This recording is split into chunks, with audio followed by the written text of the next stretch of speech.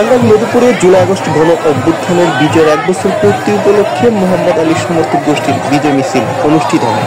মঙ্গলবার বিকেলে মোহাম্মদ আলীর উপস্থিতিতে বাংলাদেশের জাতীয়তাবাদী দল মধুপুর উপজেলা শাখার একাংশ, সকল অঙ্গ সংগঠন ও সহযোগী সংগঠনের সদস্য, বিএনপি সমর্থিত জনগণের কণ্ঠমুখরিত বিজয় মিছিলটি মধুপুর অডিটোরিয়াম থেকে মালাউরি বাসস্ট্যান্ড চত্বর, রানীভবনী পাইলট উচ্চ বিদ্যালয় হয়ে মূল সড়ক প্রদক্ষিণ করে। মিছিল শেষে অডিটোরিয়ামে আলোচনা সভা অনুষ্ঠিত হয়। অনুষ্ঠানে বক্তারা টাঙ্গাইল ১ মধুপুর ধনবাড়ী আসনের মনোনয়ন প্রত্যাশার জন্য দৃঢ় প্রত্যয় ব্যক্ত করেন। যার নামে একটা চিঠি নাই তার মনোনয়ন পেতে দিবেন? যার নামে একটা চিঠি নাই সে মনোনয়ন পেতে পারে?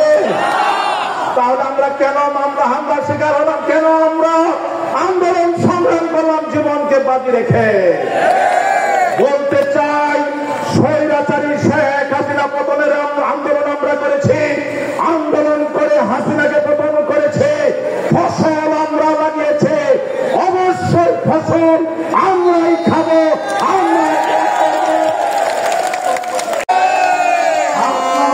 হাত নামাবেন না, কারণ আপনারা অনেক কিছু করতে হবে, অনেক কিছু করবেন, সব শেষ একটা করতালি দিবেন। আমি বরাবরই বলি, এই যে করতালের একটা শব্দ হলো না ভাই, করতালের একটা শব্দ হয়েছে